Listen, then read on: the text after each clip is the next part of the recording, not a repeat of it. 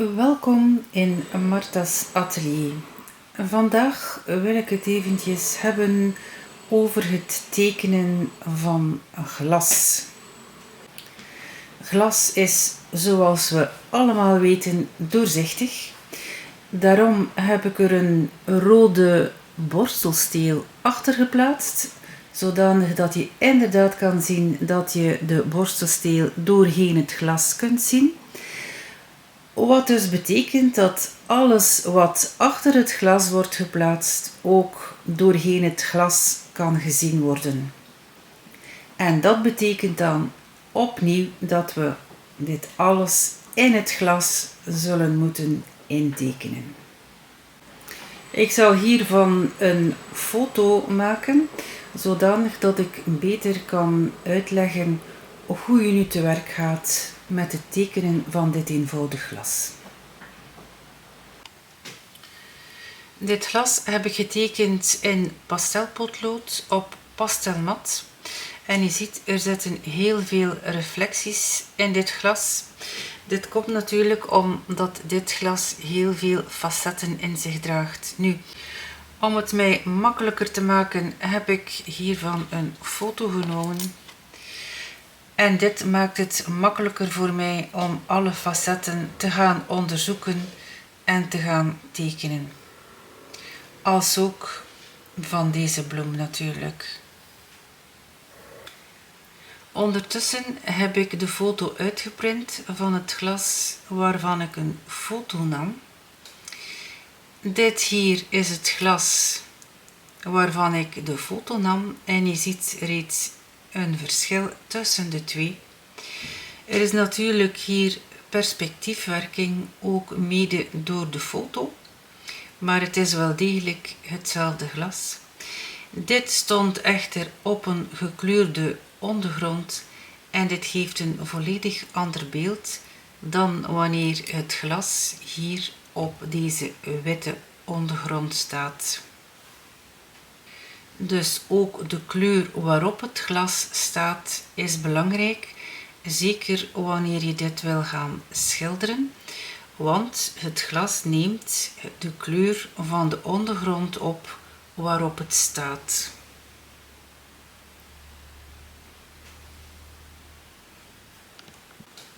Ondertussen heb ik hier dit glas gemeten en ik heb dezelfde hoogte en breedte genomen als op de foto. Dit is mijn breedte, dit is de hoogte en hier zit de eerste ellips en hier zit de tweede ellips. Dus om een ellips te maken ga je gewoon deze rechthoek in 2 verdelen. Let goed op dat je hier geen punten aanzet, want hier draait het glas weg van deze lijn, als ook hier. Dus best is hier een klein half maandje zetten, zodanig dat daar zeker geen puntjes komen in plaats van een draaiing van het glas. Dan kan je opnieuw deze twee gaan verbinden.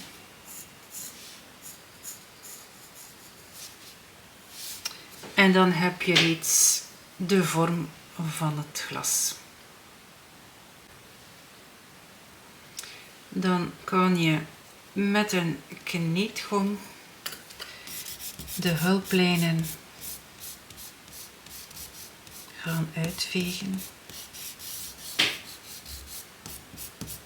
zodanig dat die dan niet storend worden in je tekening.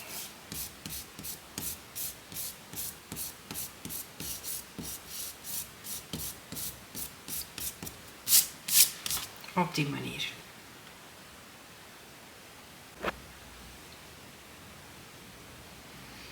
Dan teken je hier nog gewoon de steel van de borstel. En je ziet hier wel de borstel niet, maar die ga ik er toch maar bij tekenen. Ziezo. Wat zie je hier nu? Er is hier een vervorming van wat we zien doorheen het glas. En dit komt natuurlijk omdat het glas rond is. Dus gaan we dit ook op deze manier gaan tekenen. En dan zie ik hier ook nog het staartje van de borstel.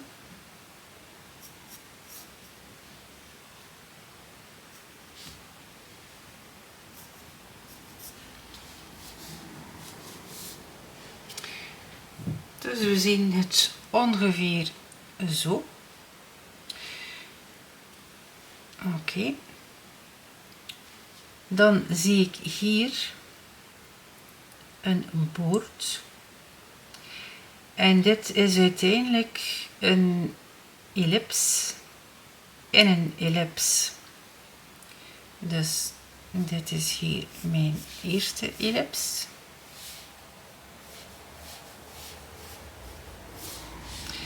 En hier is dan een tweede ellips in het glas, dat dan de boord vormt van ons glas.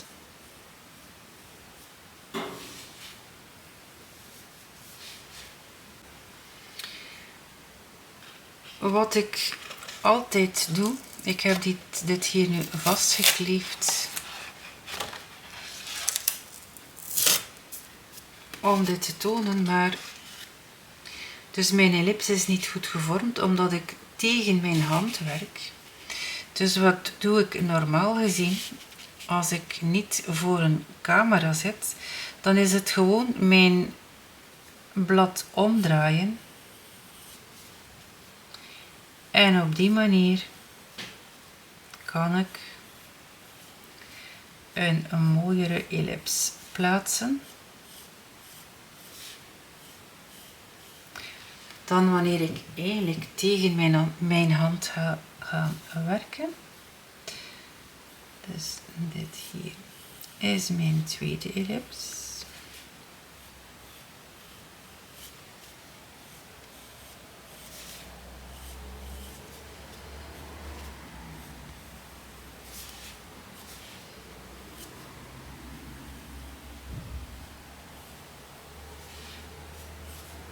Ziezo. Dan kan ik nog eens gaan zien of ik wel goed zit.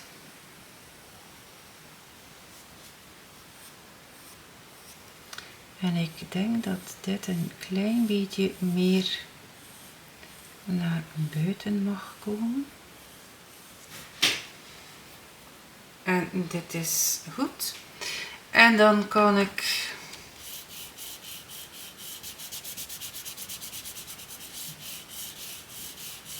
de harde lijnen wat gaan uitvegen.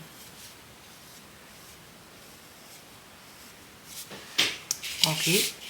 En dan draai je het gewoon opnieuw recht. En je hebt een mooie ellipsvorm. Dan kan je dit ook doen hier.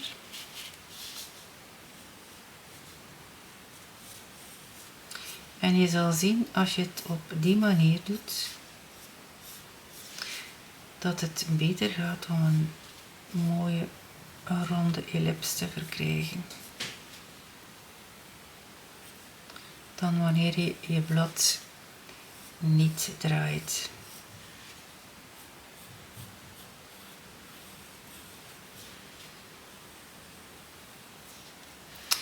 En wat zie ik hier?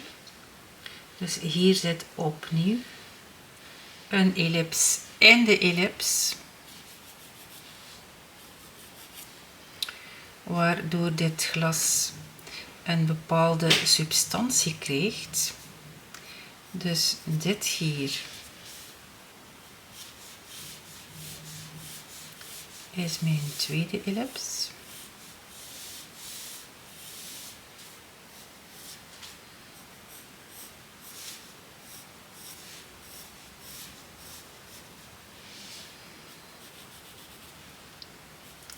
dit vormt dan hier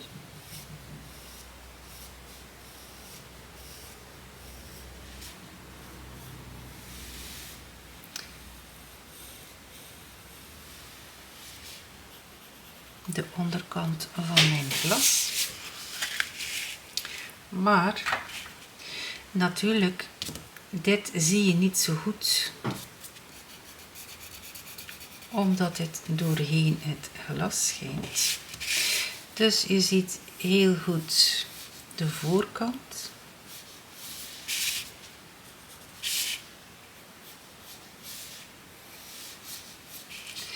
Maar de achterkant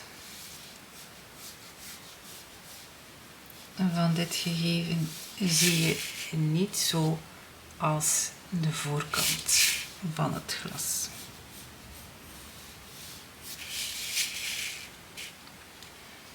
Dus dit ga ik weer gaan verbinden. Oké.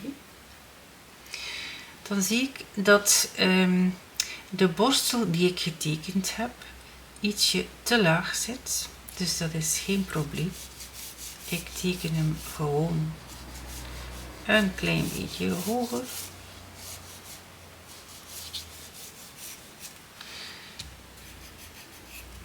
Want tekenen is observeren en corrigeren indien nodig.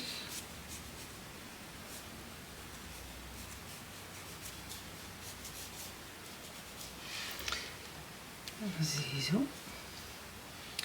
Dan heb je hier weer deze kromming.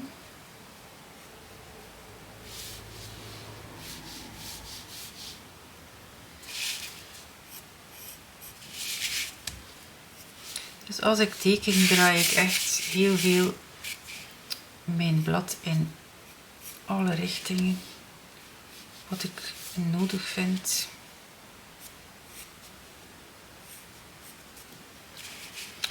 En dan komt hier mijn borstel tot hier. Dan wordt dat precies afgebroken. Ik kan eigenlijk een klein beetje wegnemen hier. Dus hier lijkt het te stoppen. En dan neemt het opnieuw over hier. Heel raar, maar ja, dat is wat je ziet. En wat we zien, dat moeten we dan tekenen natuurlijk. Oké. Dus nu staat ons blad, of staat ons glas op ons blad. En dan gaan we dit gaan inschaduwen. Dus door schaduw te gaan zetten op onze tekening, gaan we dus ons glas gaan moduleren. Ik kan opnieuw een klein beetje grafiet uitgommen. Ziezo. En nu ga ik gewoon gaan kijken wat ik zie. En ik zie bijvoorbeeld hier een lichtere rand. En dat ga ik dan ook op die manier gaan aanduiden.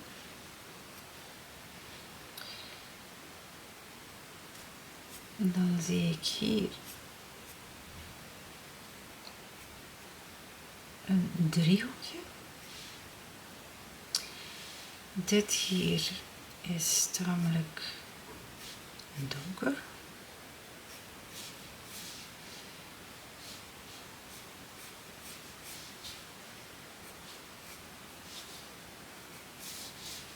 Dus dit ga ik alvast inschaduwen.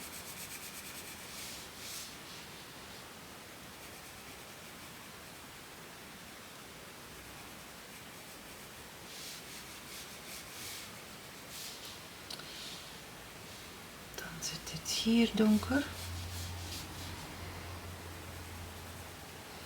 Dit driehoekje eveneens.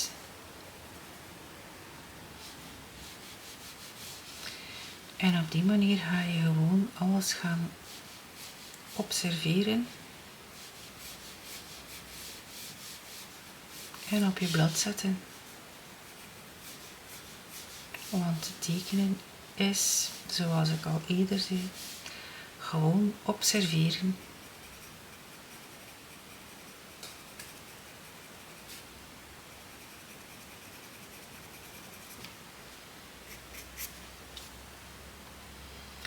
Dus hier heb je die borstel.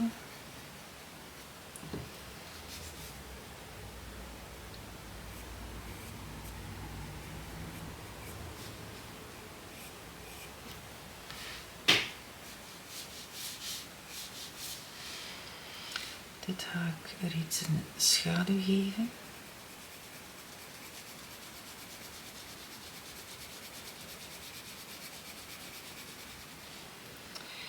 En dan zet je hier deze tip.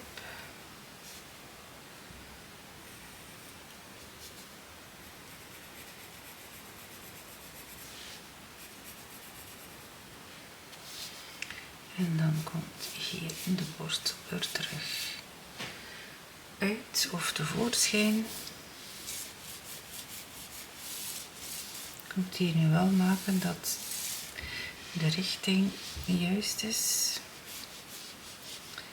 Dus ik kan hier ook een schaduw aanbrengen. Hier eveneens.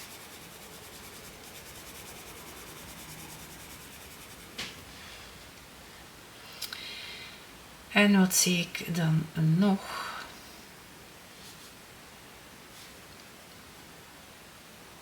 Dus ik heb hier dit hier. Dit is mijn lijn. Dan zit er een reflectie. En vanuit deze reflectie zie ik dan deze beweging ontstaan. En dan heb je nogmaals dit hier.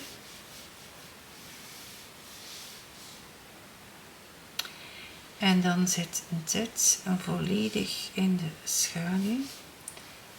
Dus deze reflectie gaat over in de schaduw.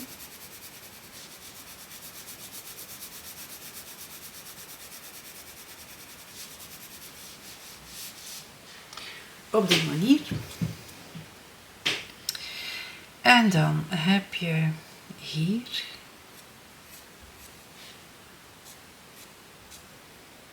een bepaalde vorm. Ik weet niet goed van waar die komt, maar we gaan ze er zeker in zetten. Dus dit blijft eventjes wit. En dan zie ik dat hier een verandering in tonale waarde zit. Dus ga ik dat inderdaad op die manier gaan aanduiden. Dit ga ik hier, deze lijn ga ik er niet bij zetten. Dat is gewoon een keuze van mij. Oké. En dan komt hier, ja, dat is eigenlijk wel deze lijn die dus deze vorm in tonale waarde geeft. Maar we gaan eventjes doen of dat we dat niet weten.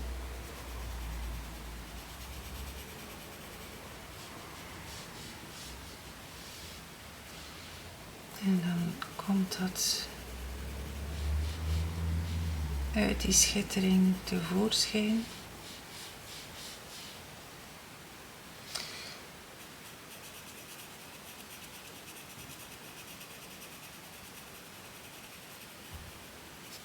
Op die manier. En ik denk dat ik deze lijn toch zal moeten plaatsen, anders zal deze schaduw niet kloppen. Dan heb je dit.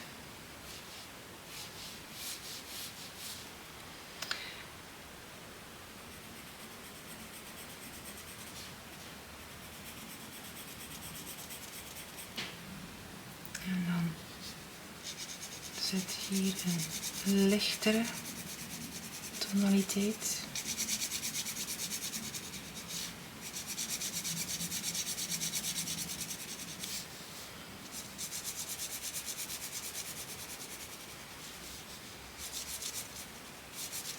Ik kijk nu echt gewoon naar de vorm. Ik ben niet aan het denken van ik teken een glas, dat doe ik niet.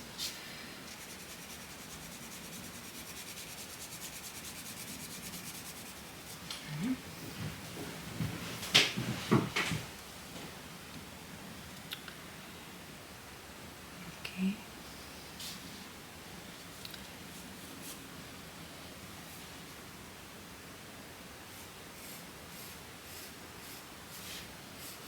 Heb ik ergens te veel schaduw aangebracht, dan kan ik dat natuurlijk nog altijd gaan wegnemen met de kneedgom.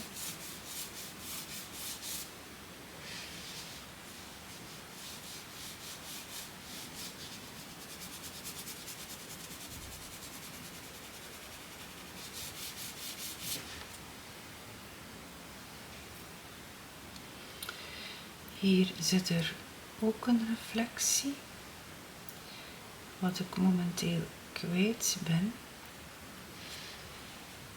En dan heb ik hier ook nog iets, maar ik zal dit ook gaan aanduiden. En dan komt dit hier tevoorschijn.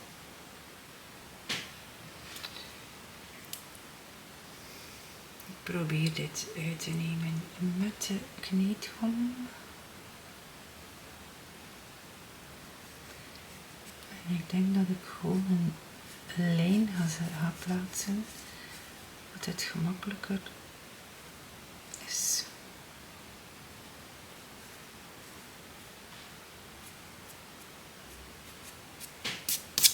En dan kan ik daar nog altijd lichtvlekjes van maken.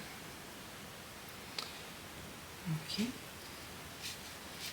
Dat geef ik hier ook al een schaduw mee.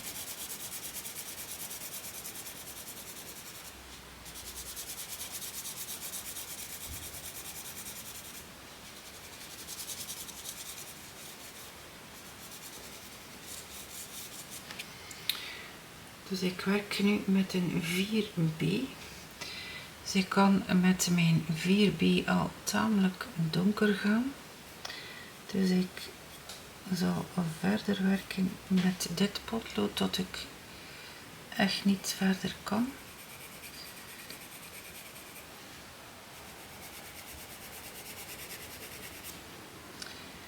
En nu begin ik mijn tonale waarde donkerder te zetten.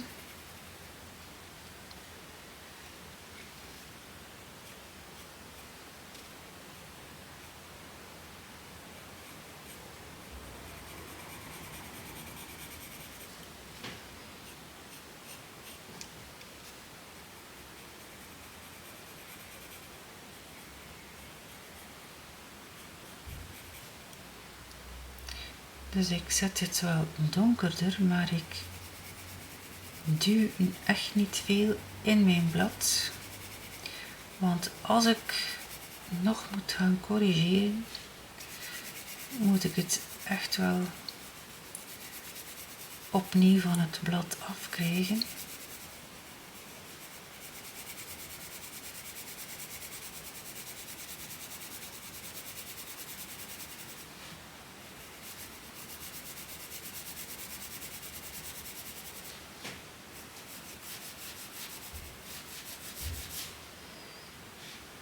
En dit geeft hier dezelfde tonale waarde. Dus dat doe ik hier ook.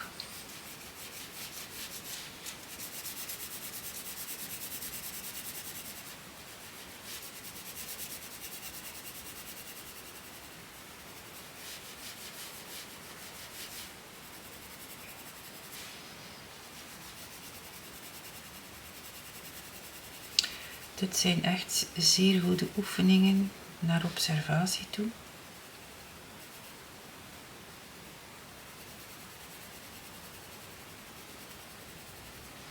En het is wel leuk om op die manier te gaan bijleren, vind ik toch, persoonlijk.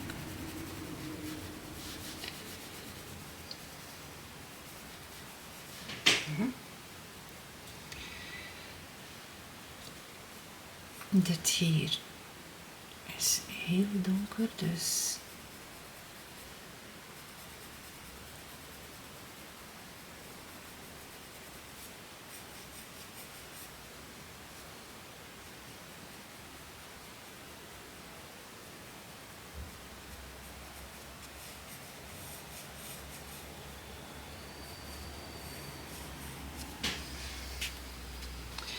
en dan heb ik hier nog een stuk borstel.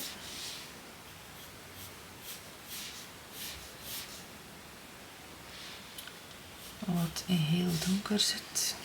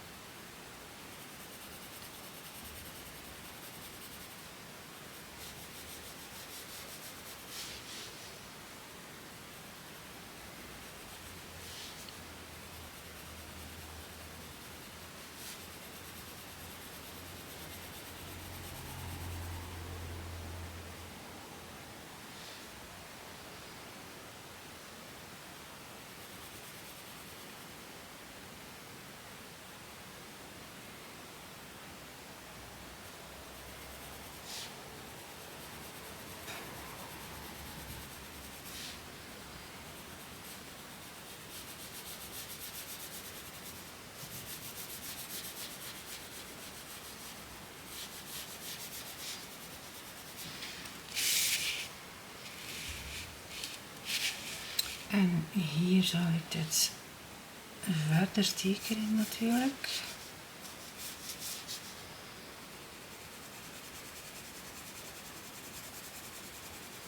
Want we moeten de illusie creëren dat we dit doorheen dit glas zien.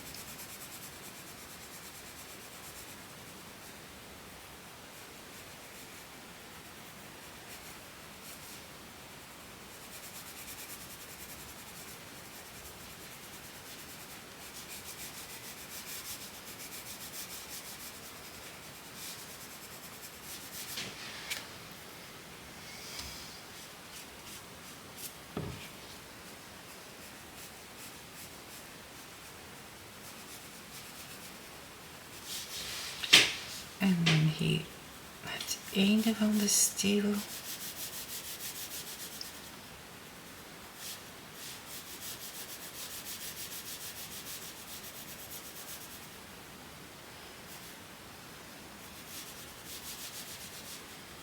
En dan hier heb je een kleine slagschaduw.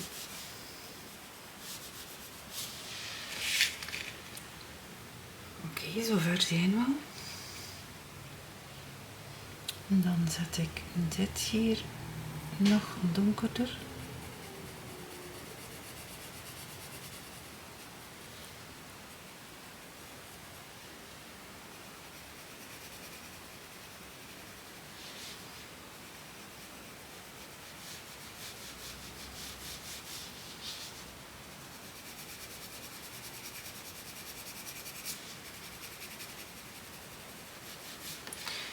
Het is een beetje een puzzel in het begin, maar eens je heel veel stukjes van de puzzel hebt, dan begint het toch wat zichtbaarder te zijn wat je aan het doen bent.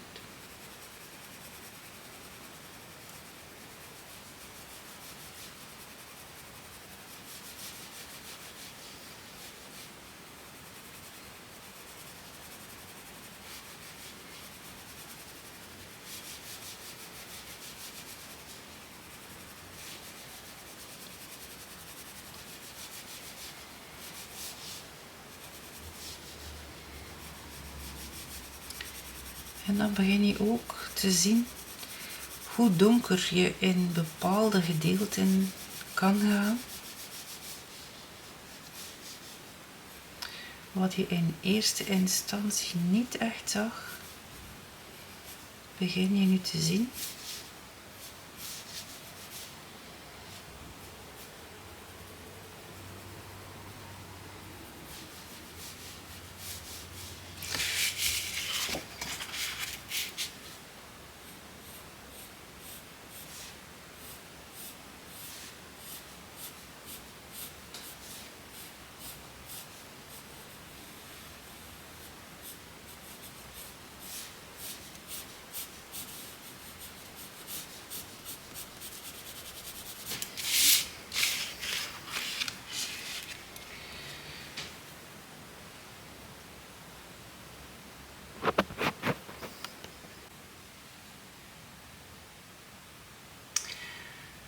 Ondertussen heb ik wat bijgeschaduwd en ik heb eveneens een achtergrond opgezet om de illusie te wekken dat mijn glas inderdaad in een bepaalde ruimte staat. Ik heb voor de witte delen wel pastelkrijt moeten gebruiken, want zoals je ziet, dit wit blad papier is niet echt wit, maar het is een gelig wit. En naar mijn gevoel kon ik deze reflecties niet wit genoeg krijgen, dus heb ik pastelkrijt gebruikt. Hier in die zone, hier, hier en op de rand van het glas. Waar let je nu op als je glas tekent?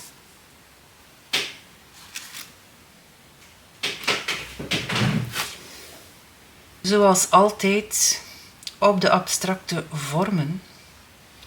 Ik heb dat hier al aangeduid met potlood, maar ik denk dat je het niet genoeg ziet op camera, dus ik ga er nog eens over met deze stift. Dus dit zijn alle vlakken, alle verschillende tonale waarden die ik opmerk in dit voorwerp.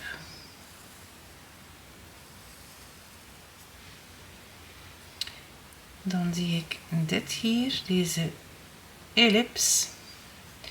Dan komt dit vlak verder door naar de ellips.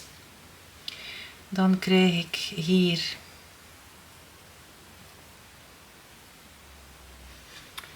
deze glinstering in mijn glas. En hier een kleiner iets. Dan heb je hier nog deze lijn. Dan zie ik ook nog een abstracte vorm aan de kant van het glas.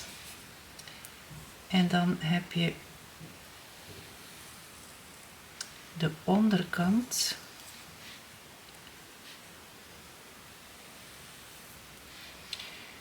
En hier krijg je dus de dikte van de onderkant van het glas. En natuurlijk de twee ellipsen die de dikte van het glas hier uitmaken. Dan zie je ook de borstel doorheen het voorwerp. En dan komt het hieruit. Hier stopt het.